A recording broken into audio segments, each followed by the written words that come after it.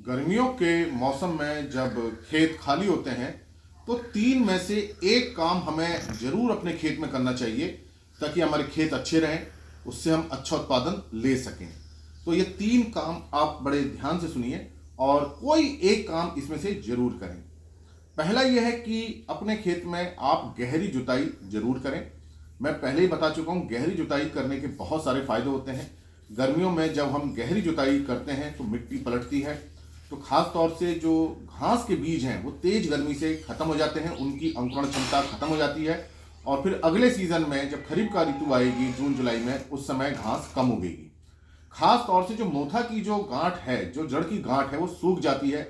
मोथा की समस्या काफी कम हो जाती है।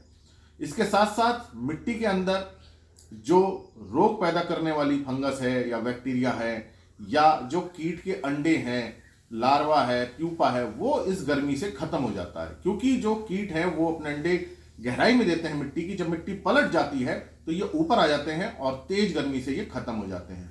तो तीन बड़े फायदे हमें देखने को मिलते हैं। गहरी जुताई से घास कम होती है, बीमारियां कम आती हैं और कीट के अंडा लार्वा ये खत्म होता है। इसके साथ साथ मिट्टी की संरचना में सुधार होता है, मिट्टी अच्छी हो जाती है, उसमें एग्रीगेशन बहुत अच्छा हो जाता है, तो मिट्टी की जो क्वालिटी है वो भी अच्छी होती है। तो गहरी जुताई हमें जरूर करनी चाहिए और 2-3 साल में तो एक बार हमें गहरी जुताई करनी चाहिए ताकि हमारी मिट्टी अच्छी बनी रहे। पहला काम मैंने आपको ये बताया गहरी जुताई का। अगर आप गहरी जुताई नहीं कर पा रहे हैं तो हमें ढैंचे की हरी खाद देनी चाहिए।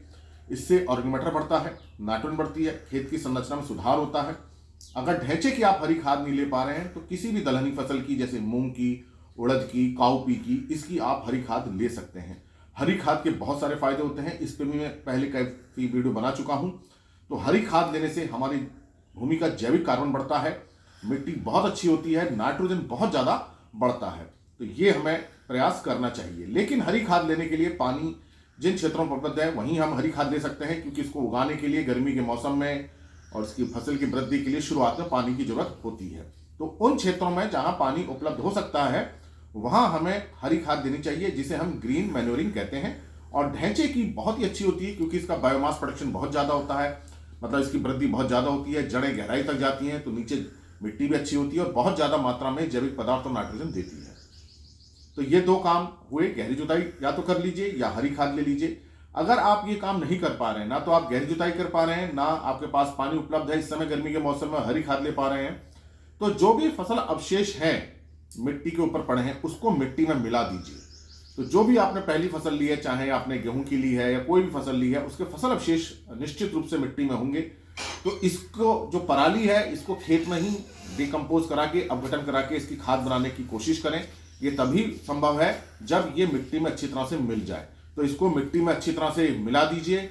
बारिश होगी, नमी मिलेगी तो बहुत तेजी से इसका अपघटन होने लगेगा, डिकम्पोजिशन होने लगेगा।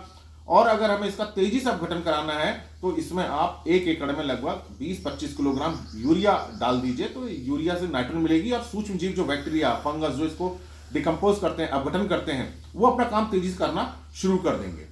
तो ये आप जरूर कर लीजिए। फसल अवशेष जितने भी हों उसको वापस मिट्टी में लाइए ताकि पोषक तत्वों की पूर्ति बनी रहे, जैविक कार्बन भी बना रहे और हमारे खेत भी अच्छे रहे। तो मैंने आपको ये 3 काम बताए जो हमको गर्मियों के मौसम में करने चाहिए। इन 3 में से कोई भी एक काम कर सकते हैं, या तो गहरी जुताई कर लीजिए या हरी खाद ले लीजिए या पिछले जो फसल अवशेष हैं उनको मिट्टी में मिला करके खेत में ही खाद बनाने का प्रयास करें ताकि हमारे खेत अच्छे रहें और जो हम अगली फसल उगाएं उससे हमें अच्छा उत्पादन मिल सके।